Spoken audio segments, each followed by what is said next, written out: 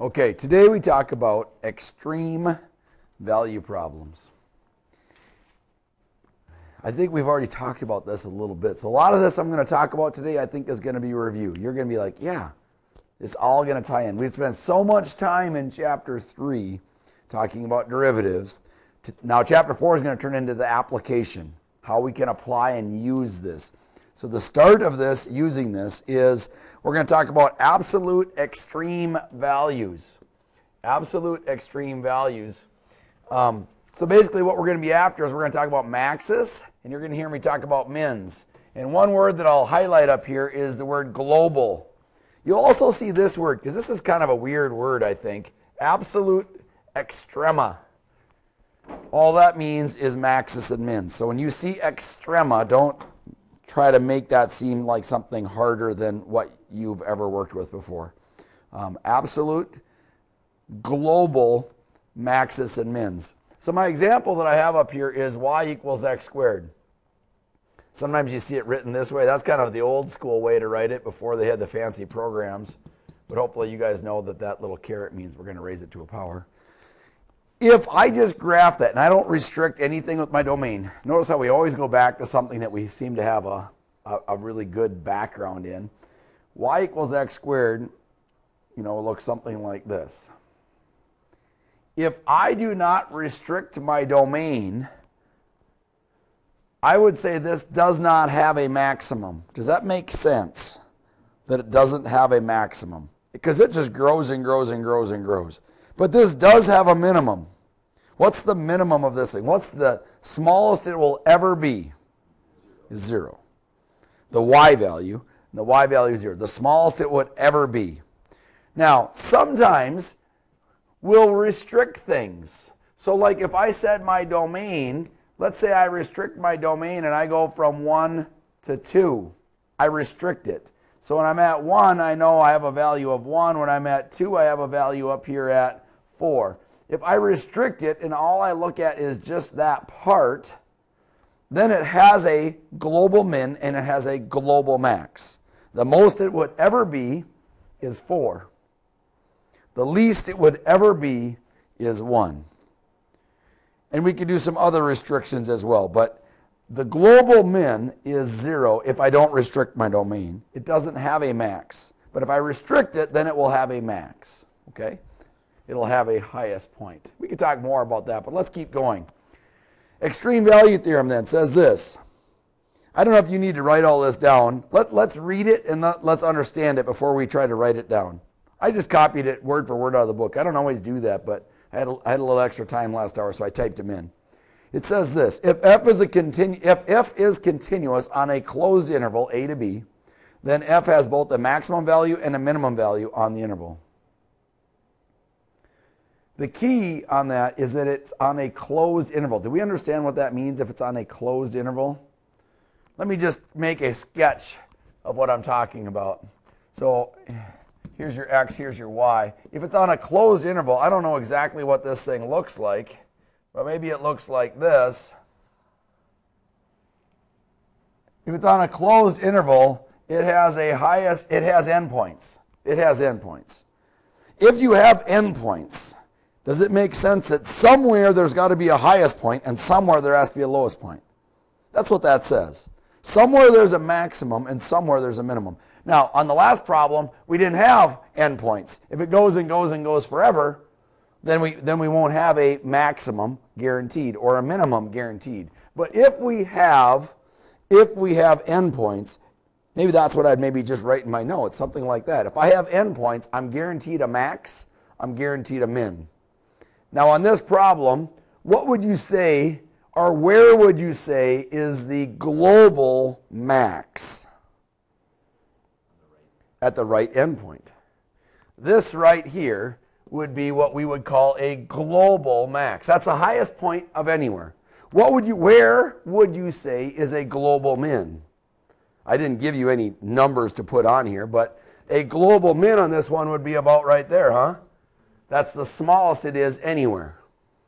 Okay? So global extrema, global maxes and global mins will always exist provided you have endpoints. Okay? It might be at an endpoint and it might not be at an endpoint. I think that's good. Now, let's keep moving then. Then we move into the idea of having a local, or you'll see the word relative extreme values. Relative extrema. Anytime you see the word that, basically the word I really want to emphasize is the word extrema, because sometimes that freaks people out. Extrema. Extrema just means you're looking for maxes and mins. But if we're talking about local maxes and mins, let me go back to this picture before I talk about that one. Would you agree, or does it make sense, that this, we'll go that way, is a local maximum? In the region around that, that's the highest point. Not the whole picture, not globally, but in that area, that's the highest point. Likewise, this is the lowest point in this region, in this area. This is the highest point in this region. This is the lowest point in this region. This is the highest point in that region. This is the lowest point. And then, of course, we could talk about the endpoints as well. Okay? And we'll talk about, in this case, if you're I'm getting ahead of myself as far as this chapter goes, but if at the left endpoint, if your derivative is positive coming up to that, then that's the lowest point. Because your derivative is positive, you're increasing from that point. Likewise over here, here's your right endpoint. If you look at the derivative, as you approach it, if your derivative is positive, then that's the highest point. But if your derivative would be negative, then you'd be coming down to that point, Then that would be a minimum in that region, a local. Then after you look at all those points, then you make some decisions on what you have globally. Okay? But in that region, we're talking about locals, local max, local min. So I made another sketch here, and I just wanted to identify a few points. If we have endpoints, okay, here's my A and here's my B, is it, let's write this down, A, B, C, D, E. It's like elementary. Tell me about the global max. Now, I haven't talked about this yet, but it's a little bit different than the last picture. What's happening on this one at the global max? It's a cusp. It's still going to be an important point. But we do know that the derivative does not exist at cusps. Okay? So we're going to be interested in talking about that. That's going to be what we call a critical point. It's coming up on a slide shortly. But this would be the highest point. That's the global max. But right here at D, you have a local min. And in fact, you don't have a local min, you have a global min. Right here at C, you have a local max. In that region, it's the highest point. And we know that at those points, the derivative is 0. My left endpoint and my right endpoint. In this case, we could talk about it as being a local max, local min, but we don't usually do that. Endpoints we kind of get concerned with when we're looking for a max and a min. Now, as I mentioned, this is where the derivative is 0, but this is where the derivative does not exist. Anytime you have a corner or a cusp, we need to talk about those points. Let's read it. Let's cover up that part first. And let's make sure this makes sense. If a function has a local max or a local min at an interior point C of its domain, and if the derivative exists at C, then the derivative is 0. Does that make sense? We talked about the derivative being 0. Let's not make this harder than what I want. I don't want to make this harder than it seems. But you're going to have a local max or a min when the derivative is 0. But I want to go a step further. Because this is what we're really after. We're after critical points. The definition of a critical point, and I would write this down. A definition of a critical point is when the derivative, there's two things that are happening. The critical point is going to be when the derivative is 0 or where the derivative does not exist. That's what we call a critical point. A critical point is something we have to evaluate to decide if we have a maximum or a minimum. So let's identify what a critical point is, and that is where the derivative is 0 or where the derivative does not exist. So it can be either? Yes. And we have to look at both of those. Now you're going to find sometimes where the derivative might be 0, but yet it still isn't a max or a min. Because have we ever done a graph where the derivative is, the function is increasing, it flattens out, and then it continues to increase? My example would be a cubic. I'm just thinking off the top of my head right now, but we've done this, something like this, x cubed. We do get a derivative that's 0 at 0, but yet it doesn't change signs. It's increasing, it's increasing. That would not be a, well, I got to think about that. Would that still be considered a critical point because the derivative is 0, but it's not of importance to us? Okay? So back to this slide. Of course, we're going to get a derivative being 0 here. We're going to get a derivative being 0 here. And at this point, the derivative does not exist. Now, where do things not exist? What are the red flag areas that we spent a lot of time talking about last year? Where do you have concerns when you're solving equations? 0 in the denominator is a biggie. 0 in the denominator, that's what I call that red flag. That's where you're going to get a derivative not existing. And the second one is square roots can't have a negative underneath.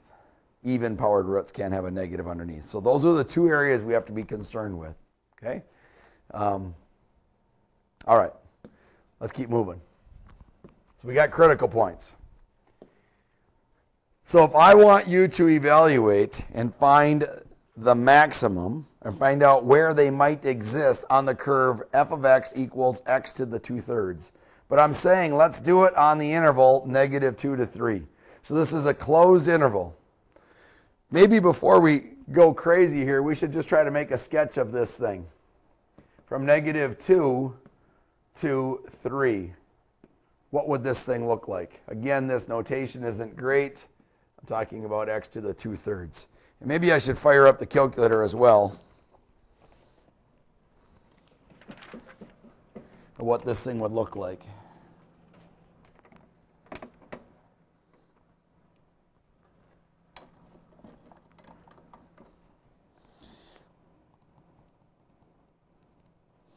So x raised to the quantity 2/3 on our calculator. And I'm going to set up my window. I'm just going to set it up from -2 to 3. And I'm going to say zoom fit. I want to fit my y's to those x's.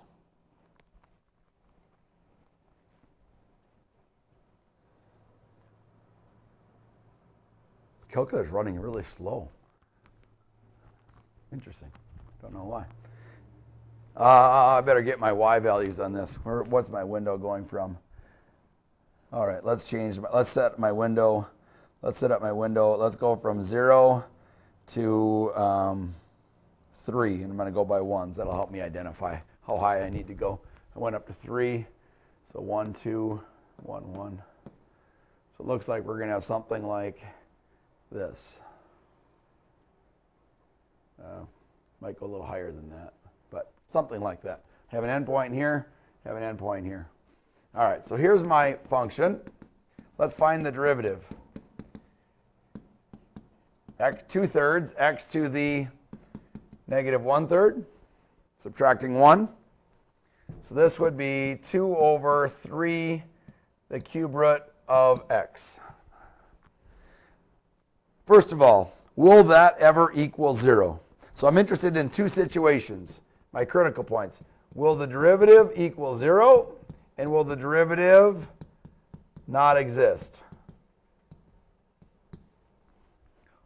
A fraction can't be 0 unless what? Top is 0. In this problem, what's the top? It's always 2. It's never 0. So guess what? The derivative will never be 0. Will the derivative ever not exist? So if we look at this, where would it not exist? And that would be at x equals 0. X can't be 0, but it doesn't mean it can't be 0 in the function, in the original.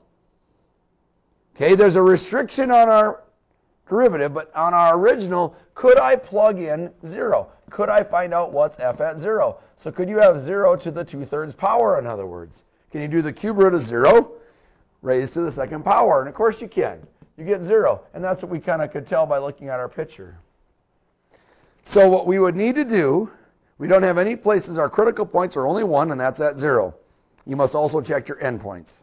So when you're thinking about max and mins, now we know what the picture looks like, but we're looking at this right here. When you think about max and mins on this problem, then I need to evaluate it at 0. I need to evaluate it at 3. I need to evaluate it at -2. At 0, we've already done that. That's 0. 3, so I'm saying 3, that would be 3 to the 2/3. So the cube root of 3 raised to the second power. And the other one would be -2 to the 2/3 power. Is that legal, by the way? Can you do the cube root of a negative? Of course you can. So I could do it on my calculator here. I could just say find the value when x is -2. 1.587. And find the value. You can do this a couple different ways, but find the value at 3. 2.080. So we have a maximum, we have a global maximum, and the maximum of that thing is 2.080. Happens when x is 3 at the right endpoint. How do you, can you know that without knowing what the graph looks like? Yes, we could have done that without knowing what the graph looks like. How would you know that would be a max then? Because 2 is bigger than 1.5. Okay. But what if there's like f point at like 1 that's bigger than 2? Then that point at 1 would be my maximum. But I don't have to check any other points. What are the points we have to check? I love this question. You got to check the endpoints, and you got to check the critical points. What are the critical points? Where the derivative is 0 and where the derivative does not exist. And on this, so if you had more points to check, you wouldn't even have to look at your picture. You can just make a table, look at all my values, and decide where the max and min is. But it's kind of nice to have a picture too. But you don't have to have the picture. Let me repeat that one more time. When you're looking for maxes and mins, you check endpoints, you check where the derivative is 0, you check where the derivative does not exist, which those two make up the critical points. So check critical points, check endpoints. The one that most people forget about checking is endpoints. But you can't check endpoints unless what? It's on a closed interval. Because if it's open, you don't have an endpoint. If you have a parenthesis on that, you don't have an endpoint. So maybe that's why we forget to do endpoints, because sometimes you don't have to.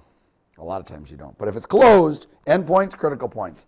And maybe that's not a great example because the derivative is never 0. How about if I asked you to find the critical points of the second one up here? We won't graph it. We won't find the maxes and mins. I just want to find the critical points. There are no endpoints on this one.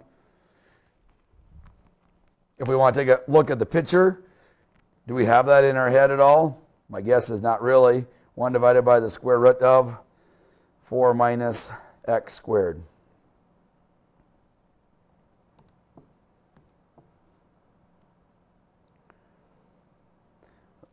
Kind of like a big U kind of shape. By the way, it is the reciprocal of, if I did 4 minus x squared without the square root, well, with the square root, reciprocal of that. Anyway, we don't need to talk about that anymore. Let's do the derivative. If it were me, I would encourage you to do this, raise this to the -1/2. Write it that way.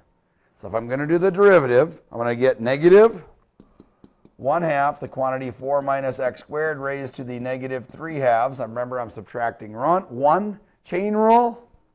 I'm going to multiply this by -2x. Kind of running out of room here. So this would equal positive. Looks like I'm going to get x on the top. In the denominator, I'm going to have 2 times 2, so that's going to be the 2's are going to drop out. They're going to divide to 1. Missed that. That's on top. That's on bottom. Looks like I'll then have 4 minus x squared, square root, quantity cubed. If I did my math right there. Do we have any places where the derivative is going to be 0? So let's identify where the derivative is of the function is going to be 0, and that would be at x equals 0. Because that's what makes the fraction 0, is when the top is 0, and the top is just x. How about the bottom? Do we have any problems on the bottom?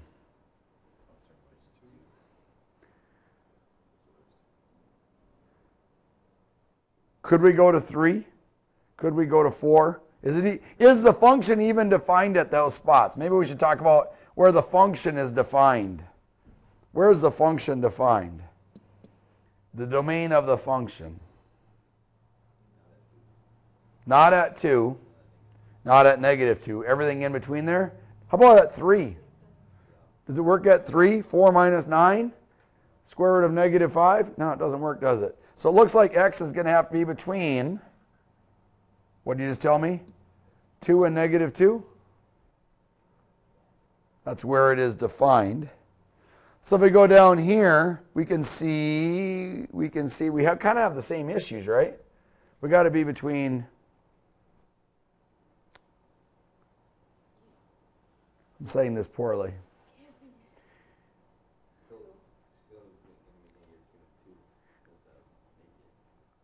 So this right here is where the thing is defined, right?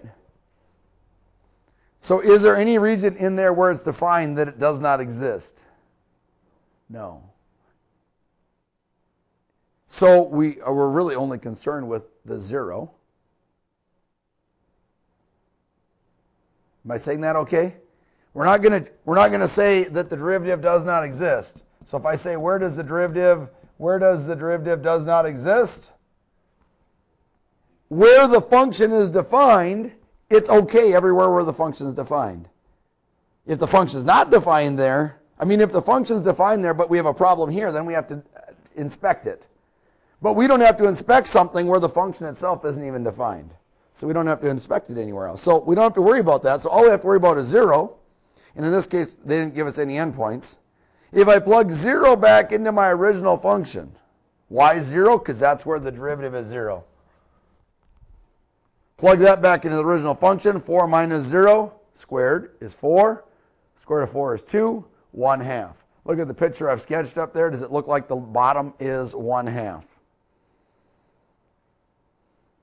Okay, kind of like a parabola that fat guy sat on. All right, what else? Got just a little bit more. Hang in there. A piecewise function. This is the last example, I think, actually. A piecewise function. Let's look at sketching this, and then let's look at doing the derivative and stuff and seeing where it might not exist. It doesn't have endpoints, first of all. Would you agree that if I look at this, you don't have any endpoints? It looks like a parabola. Don't you love my writing, by the way, when I used a mouse? Looks like a little kid, doesn't it? Not very neat writing with a mouse. All right, let's make a sketch of this thing.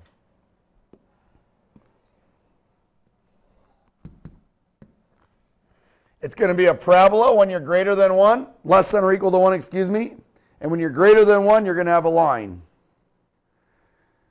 So let's look closely at this when x is 1. When x is 1, 1 plus 2 is 3. I'm going to be right here. I'm going to put an open circle there. And my slope is 1. Up 1 over 1, up 1 over 1, etc. So it's going to look something like this. If I plugged 1 into the other one, 5 minus 1 squared is, ooh, I don't like this. Maybe I made a bad example. I wanted a continuous curve.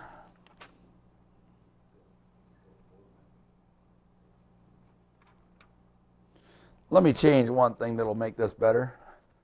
Let's insert a 2 right there. Is that better?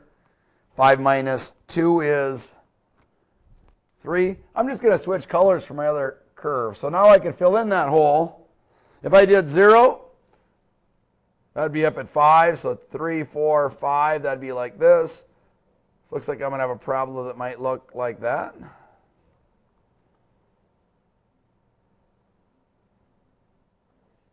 I haven't really written any units down here. I'm a little bit nervous. I don't think my highest point is at that spot, though. Opposite of b over 2a. Opposite of b is 0. Oh, it is, I guess, isn't it? My highest point would be at 5. From what we know about this, it would be right there. What do you call this right here where this curve hits this line? Right there? Cusp, right? So we're going to have an issue where the derivative does not exist there. because our limits are different when you approach it from the left as you approach it from the right. So let's do the derivative of this thing. So f prime would equal, well, if x is less than or equal to 1, I'm going to get negative 4x, and it's going to be 1 if x is greater than 1. The slope is always 1 on that line. Does that ever equal 0? Does the derivative ever equal 0 is the question. Well, this one, it would never equal 0 right here at 1. But it would on this. So you've had negative 4x equals 0. Yeah, it equals 0 when x equals 0. If you plug that into your function and you find out what is f at 0, well, it means we got to use this rule because you're, because you're less than or equal to 1. So you plug in 0 right here. 2 times 0 is 0. 5 minus 0 is 5. So we just found that we have a, now you might say, how do we know it's a highest point? More to come next section, so I can't talk too much about that right now. But you know what? On this cusp, how are we going to know that that's a cusp other than we have a curve hitting a line and they intersect at that point? By looking at this, I don't think I know how we would know that. But we would have to look at where the derivative here, where it does not exist. And in this case, we know that that would be at x equals 1. So we got to plug in 1. So that means we're going to use this one again. 5 minus 2 gives me a value of 3. So the function at 1 equals 3. If I had endpoints, then I could decide what is my biggest value, what is my smallest value overall. This is where locally where it's the biggest. This is locally where it's the smallest. And because this thing just goes, we don't talk about global. Okay? All right. So again, I'm harping on this, but critical points, that's what you got to know. And that's why I put that in yellow. Critical points is where the derivative is 0 or the derivative does not exist. The derivative won't exist usually when you're dealing with fractions and you get a 0 in your denominator, or you have even powered roots and they want to put a negative underneath or negative sign in there. I suppose the other place it could happen, since we've been talking about exponential functions a little bit, we did the e to the stuff in the natural log. Remember when you do logs or natural logs, it's got to be a positive value. You can't do the natural log of negative 4. So you might have that issue too. That would be a third kind of red flag. All right, let's work on this. Page 193. I'm going to give you some time tomorrow to also work on this. So don't feel like you have to get it all done tonight, but try to get a start into it. The quick review 1 through 12, and then you can see the selected problems on 193.